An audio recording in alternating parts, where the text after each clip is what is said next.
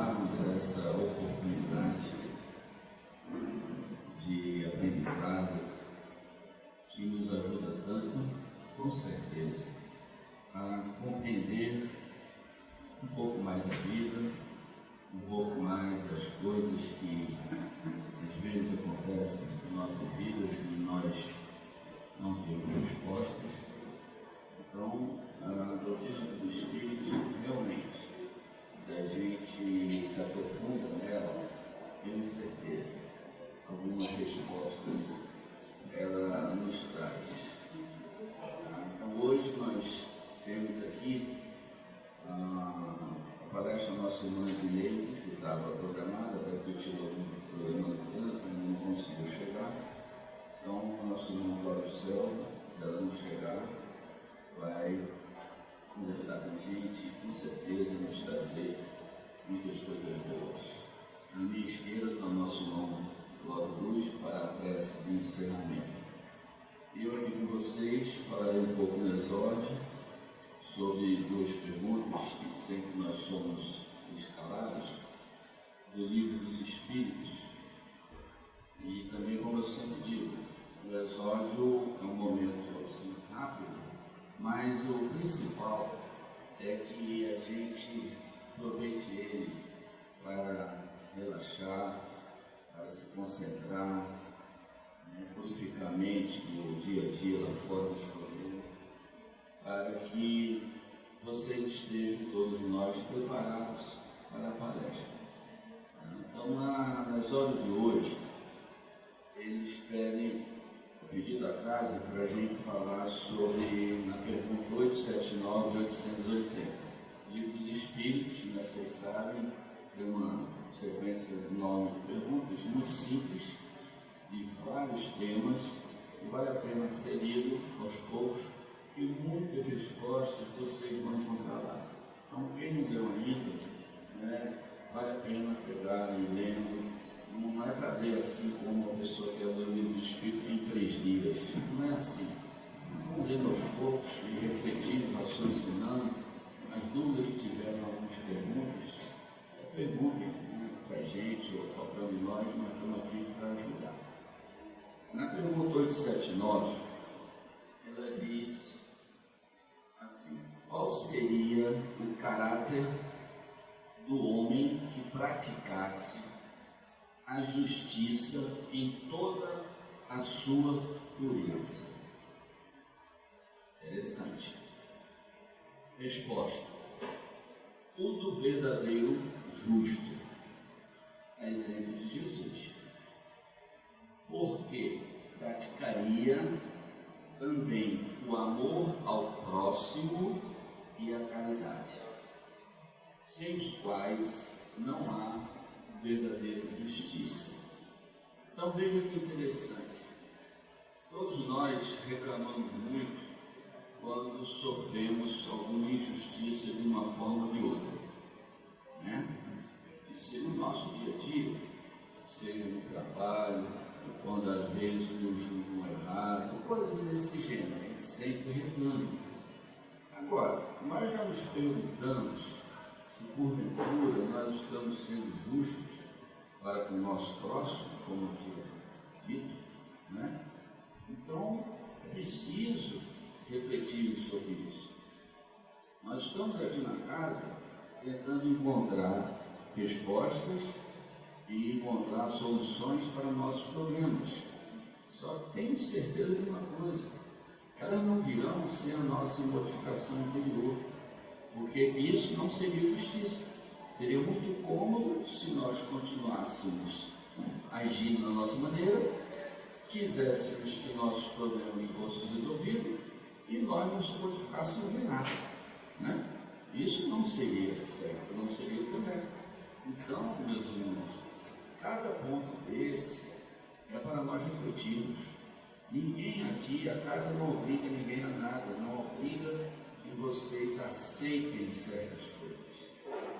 A doutrina dos Espíritos é uma ferramenta para a gente fazer a reflexão. Essa parte de ser justo para o nosso próximo, caridade, é muito forte. sentido, se a gente quiser se aprofundar. Né? E a caridade é outra coisa também, que muitos de nós vinculamos a caridade a dar as coisas, né? A dar uma roupa usada, a dar um dinheiro. Não é isso. Isso também não deixa de ser uma caridade. Mas a caridade, na sua essência, é você ser um homem de bem. É você tratar bem as pessoas, tratar bem o próximo, como está aqui. É você ouvir, é você ajudar, é você não julgar. Tanto que a gente aprende o quê? Não julgues para não serem julgados. Não é verdade? Então a caridade é um tema muito amplo. E tanto que nós aprendemos que fora da caridade não há salvação. Não veja como uma simples pergunta de 2 linhas, se a gente quiser abrir, quanta coisa tem. Né? Então, que a gente possa refletir. Na 880, aí fala, qual o primeiro de todos os direitos naturais do homem? Qual o primeiro de todos os direitos naturais do homem? Resposta: o de viver. É interessante. Por isso, ninguém tem o direito de atentar contra a vida dos seus semelhantes. Ninguém tem o direito de atentar contra a vida dos seus semelhantes, nem de fazer o que quer que possa comprometer a sua existência corporal. Então, bem interessante, todos nós, o direito natural é a nossa vida. Então, tirar a vida dos outros não existe, não tem, e nem a nossa própria. Nós sabemos disso. Infelizmente, muitos irmãos nossos, em momentos de desespero, de tristeza profunda, eles às vezes praticam o ato de tirar a própria vida. É muito triste isso, como Cláudio Selva sempre diz, pior que o suicídio, só outro suicídio. Então, assim, nós não, eu espero que aqui junto de nós, entre nós, não tenha nenhum irmão nesse nível assim, de problema. Se por acaso tiver, por favor, nos procure, nós estamos aqui para ajudar. Se os senhores conhecerem alguém também, procurem ajudar de todas as formas, mas realmente nós não temos esse direito. Temos o direito da vida e só Deus sabe o nosso momento.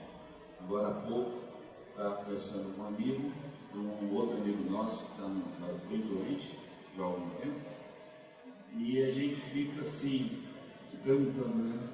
Por que ele está tanto tempo nisso? Por que ele invade? Mas aqui digo, Deus é que sabe a hora, ele precisa estar naquele momento. Às vezes, um dia mais, 2 dias mais, uma semana mais, um mês a mais, é extremamente importante para o resgate de possíveis erros ou não, que ele possa ter feito, que foge da nossa alçada. Né? A gente não compreende, a gente faz muitas vezes, questiona Deus, né? Mas meu Senhor, por que fulano está ali sofrendo tanto, por que ele não parte? E a gente questiona, mas pode ficar certo, nada está errado, tudo tem seu momento correto. E realmente, o momento de cessar a vida corporal, só Deus, nosso Pai, que sabe a hora de cada um de nós. Então, meus irmãos, os assuntos que nós tínhamos são esses, e como eu sempre falo, quem puder, procure aos poucos ler o livro dos Espíritos. Observei que 2 perguntinhas que nós conversamos, como se ler com olhos de aprender, né? Leiam as vírgulas, leiam os pontos, tem muita coisa para tirar. Se ler como uma máquina, nem um livro da codificação não adianta. Né? Então vamos, nesse momento, vamos orar. Minha chamada, Senhor Jesus Cristo, Filho de Deus, nosso Pai, de soberana bondade. Obrigado, Senhor, pela oportunidade que aqui estamos tendo e esclarecimento. Que saibamos, Senhor, aproveitá-lo. saibamos, mestre, aproveitar os ensinamentos que a doutrina nos traz para tentar, pelo menos, sermos pessoas melhores. Que possamos, Senhor, ser brandos e pacíficos, caridosos e humildes como somos, Senhor. Pedimos que nesse momento a nossa bênção e a nossa proteção esteja envolvendo esta casa e a todos nós presentes, iluminando as palavras de nosso irmão Cláudio Céu e do nosso irmão Cláudio Luz na prece final desta reunião. Assim sendo, peço permissão, Senhor Jesus, para dar início aos trabalhos do meu Deus. Assim seja. Passa a palavra ao nosso irmão Cláudio Céu.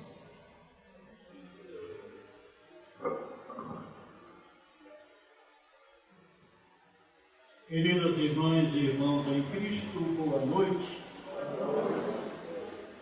Estamos no início de mais um ano. E é um dito popular que diz: ano novo, vida nova. Constantemente, ao longo dos anos que militamos na doutrina espírita, recebemos muitas pessoas que dizem: seu Cláudio, eu não faço mal a ninguém e tudo de ruim me acontece. Por quê? A doutrina dos Espíritos nos auxilia a tirar a venda dos nossos olhos. O que significa o Espiritismo? É uma doutrina que estuda a natureza, origem e nosso destino, como também o nosso relacionamento com outros fora do corpo físico. E a nossa palestrante chegou e vem acompanhar. Venha cá. Deve ter sido. Meus irmãos, que a paz e o amor de Jesus nos encontram nessa noite. Pois bem, o tema da noite de hoje, que está reservado para a gente fazer uma reflexão em cima, é sobre a obsessão e a loucura. Ou a loucura e a obsessão. E nós vimos que o trabalho que nós temos, o tratamento que essa casa realiza para os processos obsessivos, são muito interessantes. Muito. O trabalho que a gente realiza também na consulta, quando a gente conversa com as pessoas que buscam a nossa casa, quando a gente se defronta com a realidade, com o sofrimento de cada um que aqui chega, são verdadeiros ensinamentos e lições para nós, que estamos toda semana aqui nessa tarefa, e durante muitos anos na tarefa de trabalho da desobsessão. E foi a obsessão que também me conduziu e levou a um simples espírito, através também do processo obsessivo. Uns vêm pela dor, outros vêm pelo amor. Eu vim também pela dor. Vim pela dor. E graças a Deus que eu encontrei. Graças a Deus que eu encontrei a doutrina espírita, que veio trazer um lenitivo para os problemas que eu estava enfrentando naquele momento. E daí a gente recebe o tratamento, recebe as recomendações, recebe as orientações e continua a nossa vida. Fazendo procurando fazer a transformação interior. Porque a partir do momento que a gente adquire conhecimento, a partir do momento que a gente assiste uma palestra espírita, a gente já sai daqui diferente. Porque a gente se depara com uma nova realidade. A gente começa a encontrar respostas para as nossas dúvidas, para as nossas inquietações.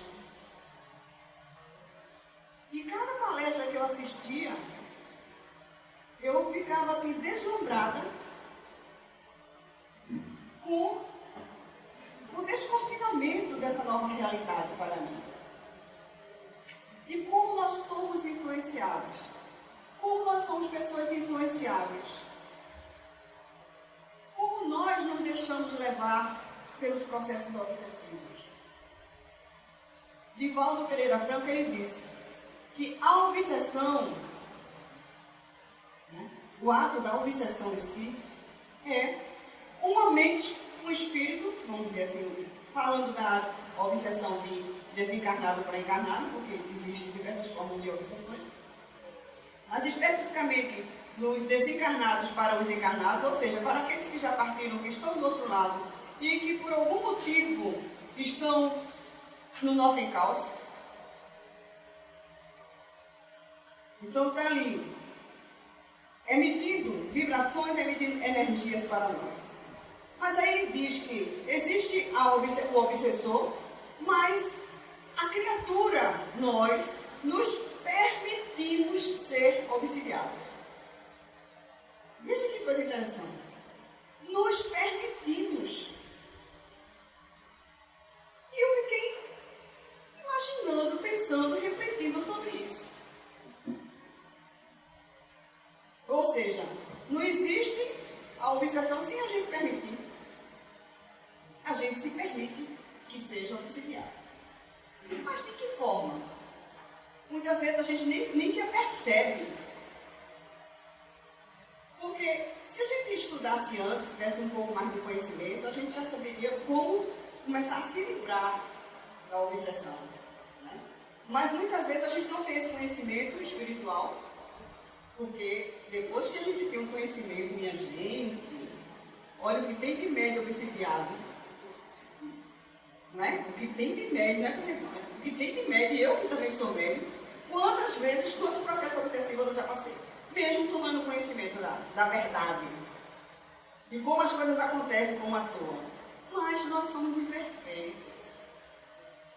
Nós vacilamos. Muitas vezes a gente deixa as coisas soltas. A gente não vigia o pensamento da gente. Vem nos pensamentos e a gente envolve-se neles. A gente também se deixa levar por essas imperfeições que nós temos, a raiva. Quem aqui não é odiento, que não sente ódio, sente raiva? Todos nós, a maioria, porque somos imperfeitos. Isso é inerente da gente ainda. Às vezes a gente se cobra muito, mas é inerente. A gente tem que procurar se conhecer e se dominar. E procurar, com isso, ir vencendo essas más tendências nossas, essas inclinações. Né? De repente a gente se vê em casa dizendo ou pensando um palavrão. E o que é que a gente atrai com isso? Que energias a gente atrai para junto da gente? E quando a gente tem ódio mesmo da pessoa, se eu pudesse, olha, sabe, destruir, às vezes até você tenta destruir dentro de casa alguma coisa, de raiva. Quando não tenta destruir o outro. É arremessando celular, é batendo porta, é jogando alguma coisa no chão. Então, o nosso comportamento a gente precisa vigiar mais e controlar os impulsos. Porque depois que ele faz, se arrepende, mais uma vez. Depois já está feita. Então, essa reforma interior é que demanda tempo e atenção, e cuidado, e boa vontade, para poder ela ter êxito, ter sucesso na vida da gente. Mas existe uma fórmula mágica especial para a gente conseguir se livrar da obsessão? Será que existe? O que é que vocês acham? Uma mágica assim, uma palavra mágica. A palavra mágica não existe. Mas o que a doutrina espírita nos diz, de que através da prece nós podemos nos livrar dos processos obsessivos, podemos nos livrar da obsessão, da prece. E às vezes a gente está assim, tão injuriado, a gente está tão atacado, que se alguém chega para a gente e diz, faça uma prece, parece que está dizendo palavrão com a gente. Mas não é verdade, parece que está dizendo uma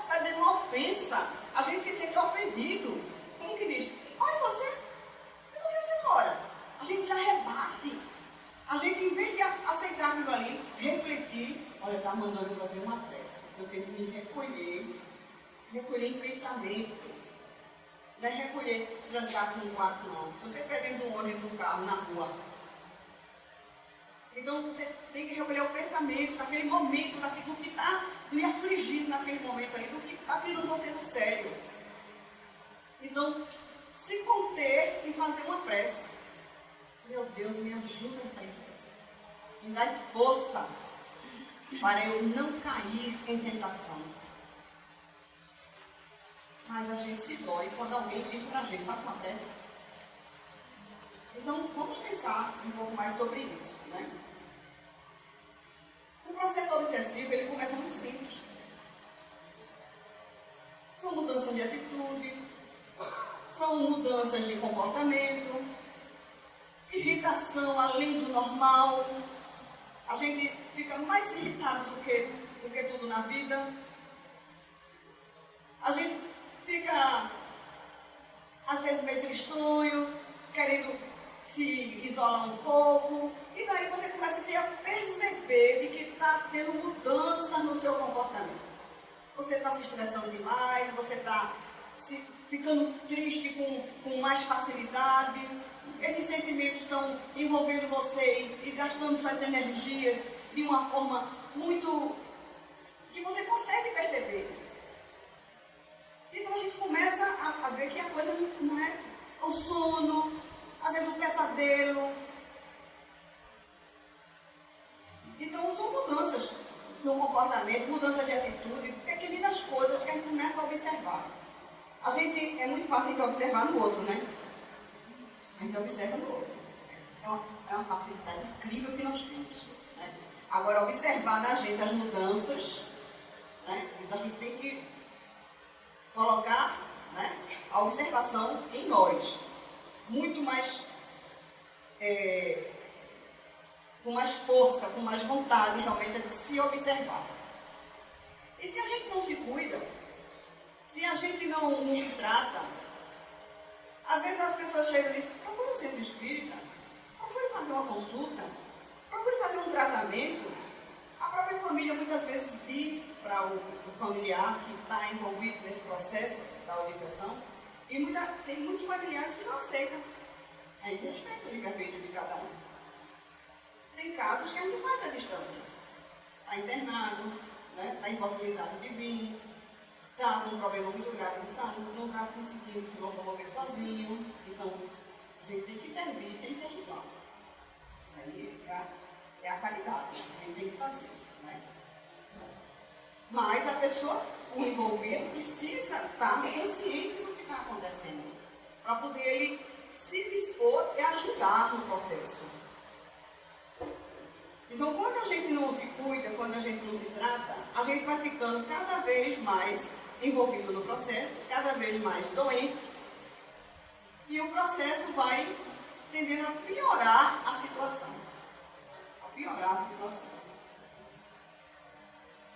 Então, a gente tem que ter cuidado para não chegar nos meandros da loucura. E tomar atitudes ou atos ou impensados que depois vão trazer danos muito maiores para a gente, e muito mais sofrimento. Nem toda loucura é só loucura. Grande parte dos processos de loucura estão associados aos processos de obsessão. E os processos de obsessão, nem todos são loucuras, mas grandes processos de obsessão podem levar a criatura à loucura. Vejam que a coisa é séria. É uma doença séria que precisa de atenção, precisa de cuidado e precisa de tratamento. É muito sério.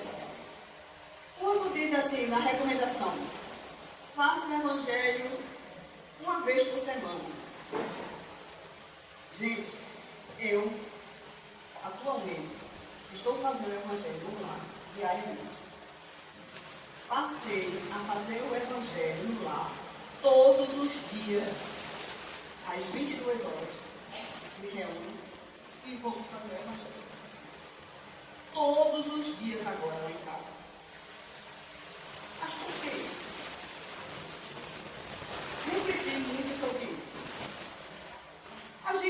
dorme todo dia, a gente tem que comer todo dia, a gente tem que tomar banho todo dia, a gente tem que escovar dentro todo dia, a gente tem que fazer comida todo dia, a gente tem que trabalhar todo dia.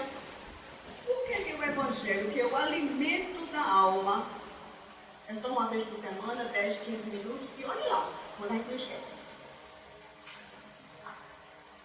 Se a gente precisa muito de Jesus próximo da gente, refletir, analisar, e o mais importante é fazer a prece em família. Naquele momento ali, a família está unida, está reunida para orar.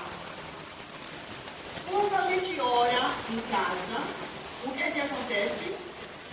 De acordo com a literatura espírita, estamos acendendo uma luz dentro de casa.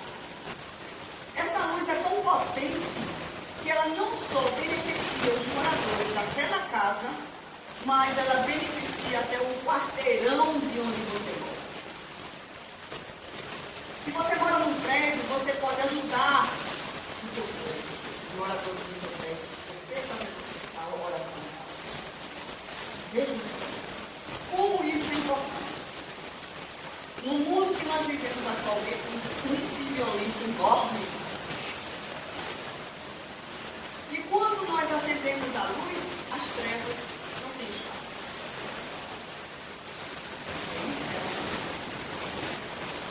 E nós precisamos também em casa higienizar a casa. Precisamos varrer a casa, precisamos recolher o lixo. Quando a gente não recolhe o lixo, o que é que acontece? Começa a fugir o sucesso. Né? É formiga, é barata, é muita coisa. O mau cheiro. Então você tem que recolher o lixo todos os dias. Cozinha, tem que recolher. Tem que trocar uma restauração. Isso é higienização. Tem que passar um pano na frente, higienização. A prece faz a higienização do ambiente. O nosso sistema mental, com as brigas, com as discussões dentro de casa, com o mau humor, com as palavras que a gente diz, muitas vezes não delicadas com o próximo, os nossos pensamentos, tudo isso a gente contamina o ambiente de casa. E sem falar que nos acompanham. Quantas vezes a gente vai fazer um tratamento de obsessão e o Espírito diz, eu não estava pensando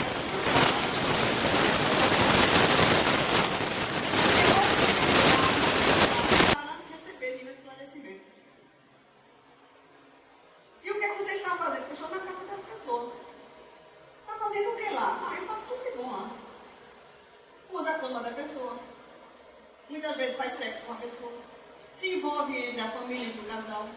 Gera discórdia. Gera desunião. Gera intriga. Geram pensamentos doentios. E de repente você está pensando bobagem. Dentro de casa. Então, tem os pensamentos nossos? Tem.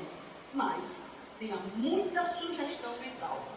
No livro de André Luiz, mostra um caso de uma criança que ele desencarnou devido a um ambiente altamente contaminado da casa dele.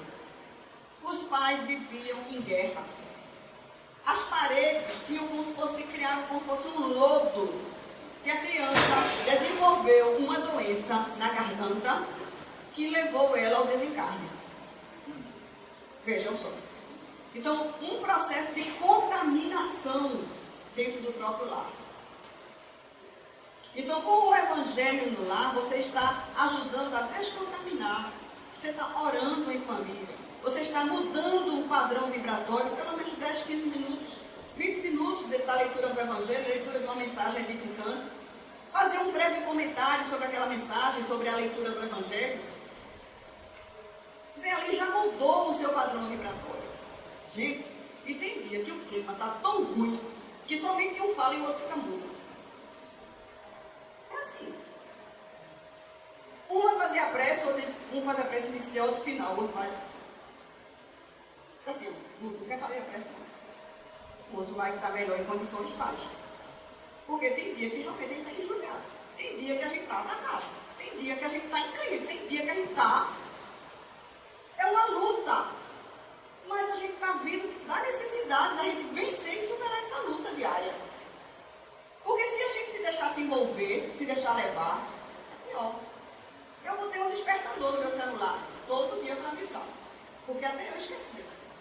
da hora. Quando eu vi, já passou. Eita, que tinha mais um jeito. Eita, já tinha passado. Por quê? Não tinha criado hábito ainda. Então, agora, antes do despertador tocar, eu já estou lá. Ou eu ou ele, a gente está pronto lá, para fazer a manhã. Entendeu? Mas tem dia que um dos dois está desmuriado. Né? E quando eu estou, a cobrança é maior. Porque como é que você é espírita? Como é que você não sei o quê? Só que nós somos espíritas e não somos perfeitos. Então a cobrança vem para a gente de uma forma muito mais, né, forte para a gente. Como que diz, você tem que ser um exemplo, você tem que ser um modelo. Tomara, um dia eu chegue a ser esse exemplo. Tomara que um dia eu consiga ser esse modelo. Porque quem vai se beneficiar primeiramente sou eu. Que vou me desgastar menos, vou ter uma vida mais saudável, com menos preocupações, com menos dor de cabeça, com menos enxaqueca. Desde quando eu não tenho enxaqueca? Enxaquequinha, aquela enxaquequinha chata, sabe? Aquela resistência. Enxaqueca. Então, a gente precisa realmente, né, se voltar para isso.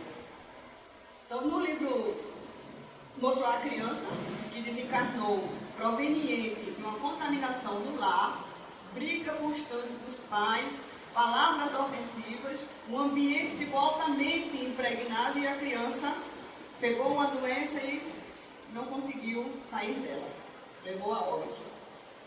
Nós temos um outro caso no livro Fronteiras da Loucura, de Divaldo Pereira Franco, que mostra uma jovem, 15 anos, quando ela chegou a completar os 15 anos, ela era aparentemente normal, saudável, sem problema nenhum. E naquela época, que é um tempo atrás, a jovem em casa era muito estimulada pelos pais para aprender piano, a tocar piano. Então, quando faziam aqueles saraus, aquelas reuniões em família, a jovem tinha que tocar para os convidados.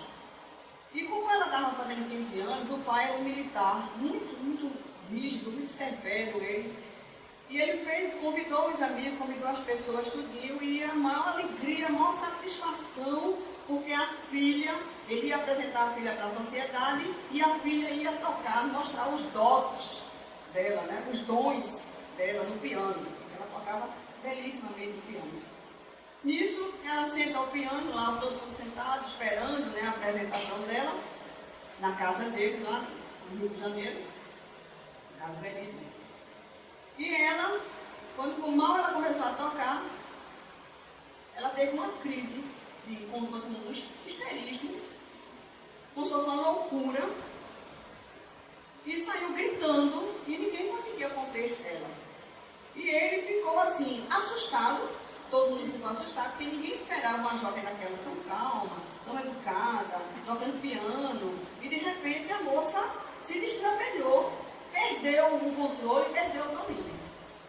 E ela corre para o quarto, e nisso a mãe vai para lá, o pai tenta conter ela, e a dificuldade muito grande para conter, porque ela teve um acesso, ela teve, sabe, ela surtou. Hoje a gente diz a palavra surtou, né? Ela teve um surto. Ela surtou. E até então ela nunca tinha demonstrado nenhum sinal que surtava. Porque às vezes a gente faz assim em casa, esquecesse o remédio, foi?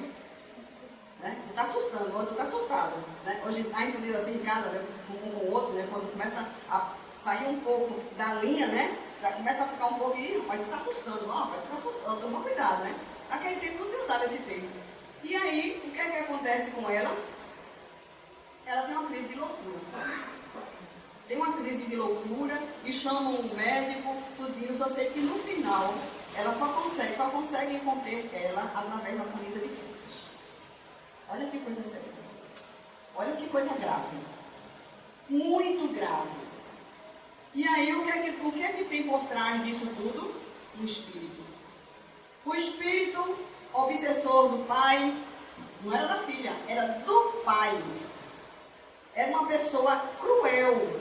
Era uma criatura que esperou o momento exato para desmoralizar, para trazer vergonha para ele como militar. Numa situação daquela, esperou um momento propício para atingir ele.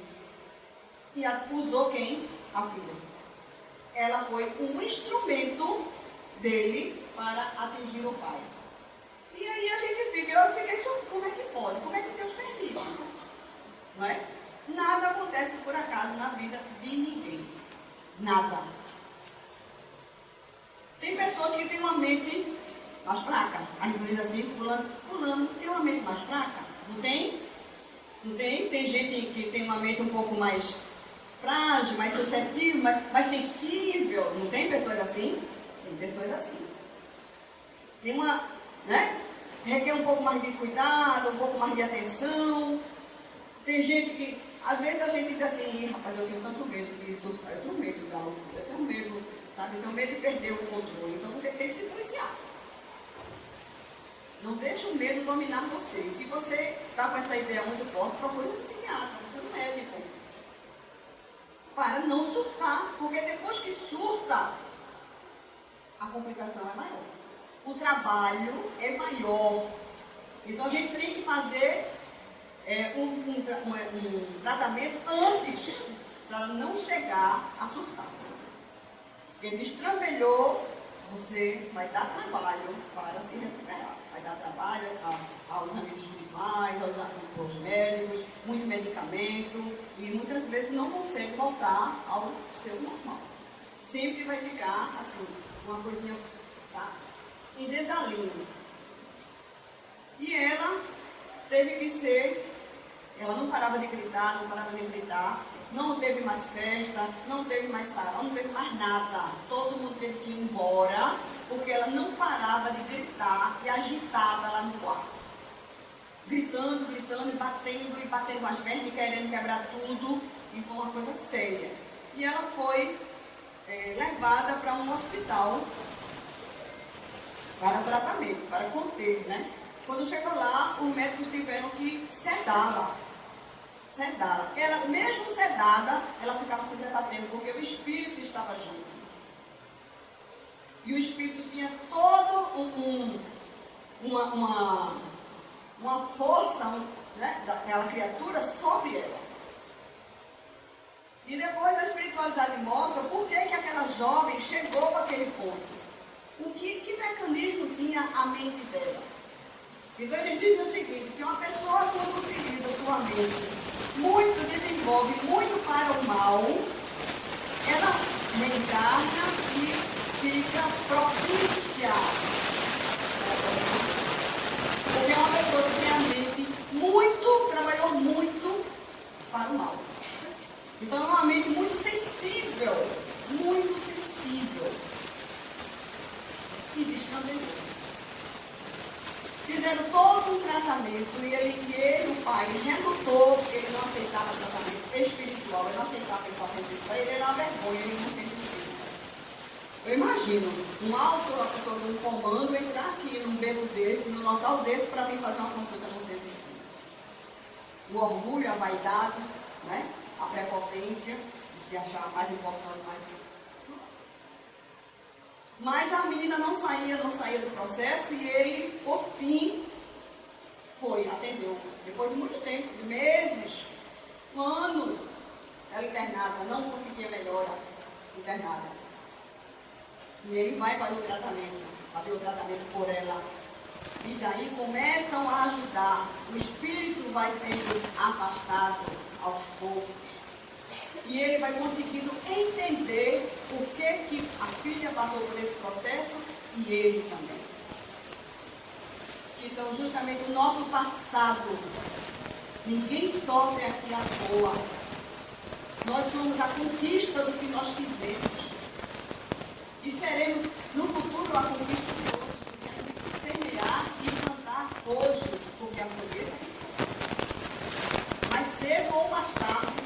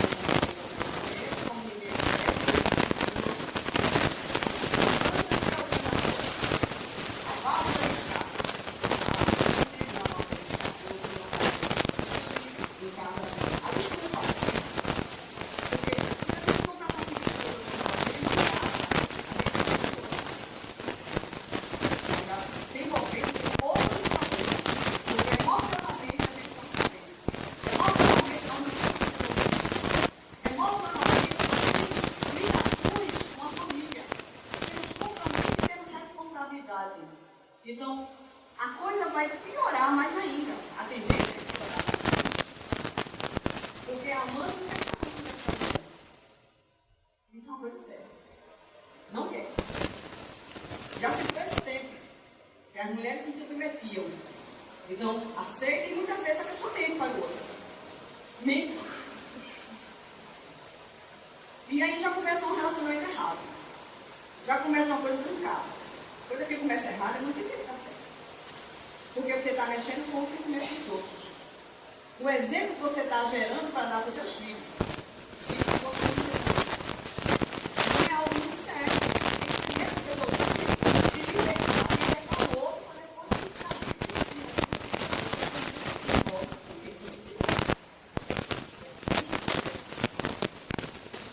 se não, puxa a prova. Eu vou beber. Não é solução. Muito pelo contrário. Vai trazer saúde, saúde mental, saúde física, e por aí vai. E nisso o casal, o que ele faz? Cada vez mais faltando a paciência com ela, ele também, e ela era aquela pessoa que a gente percebia que ela era uma pessoa que falava demais, era uma pessoa que ria demais, era uma pessoa que já não tinha muito domínio das suas emoções. A gente já percebia que ela não conseguia fazer isso na vida dele.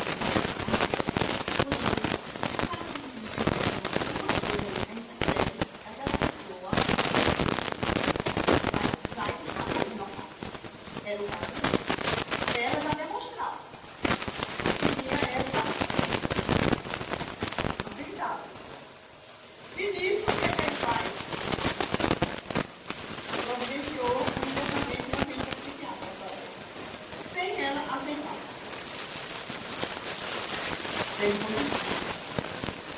E na clínica, ela chegou a ser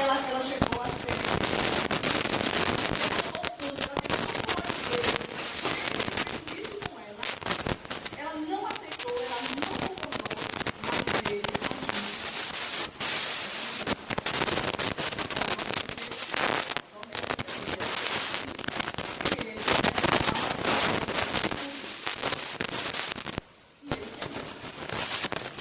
e aí eu disse, olha, quando as irmãs dela vão lá em casa, ela piora. Então, permita que ninguém visite aqui não. Gente, isso foi assim.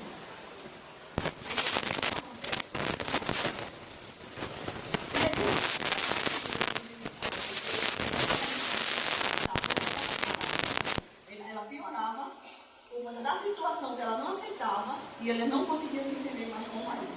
E não tinha força nem coragem para se separar. E ela se descansou. Porque imagina, você ser forçado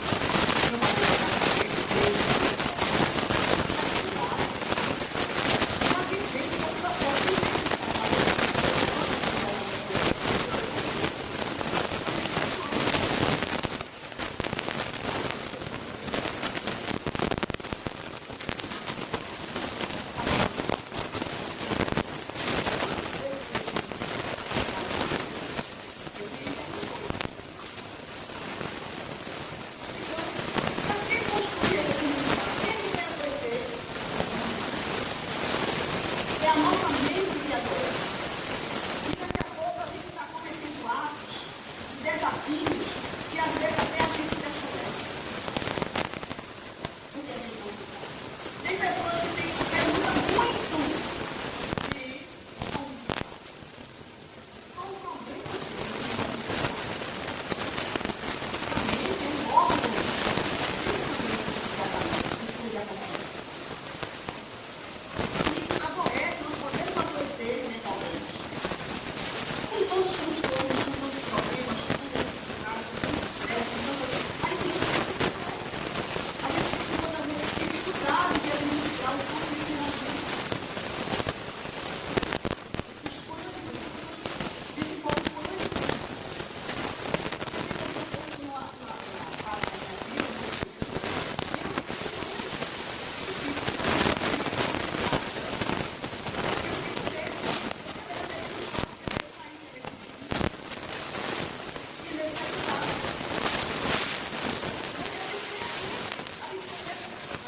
Eu na fase da minha vida, todos nós iremos desencarnar. Só que a gente nunca está fazendo isso. Quando a gente está cometendo uma doença grave, de repente a gente descobre que está com uma doença grave, aí acabou. Essa muda a gente passa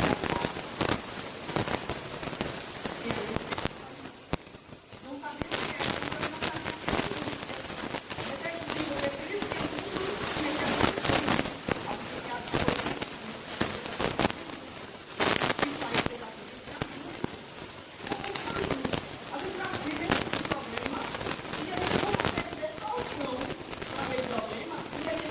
não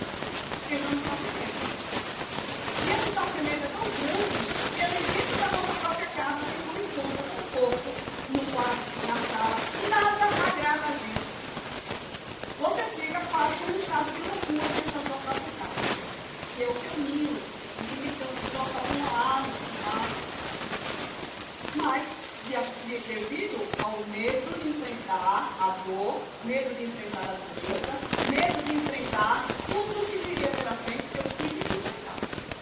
Sabe, uma coisa muito boa que não permite que a gente entre pelo caminho da tristeza, nem da depressão, é você fazer o bem. É você exercitar o amor. A casa espírita é um oásis.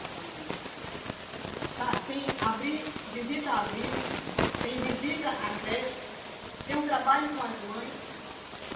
Então, se a gente sozinho não consegue, vamos juntos. Em grupo, fazer.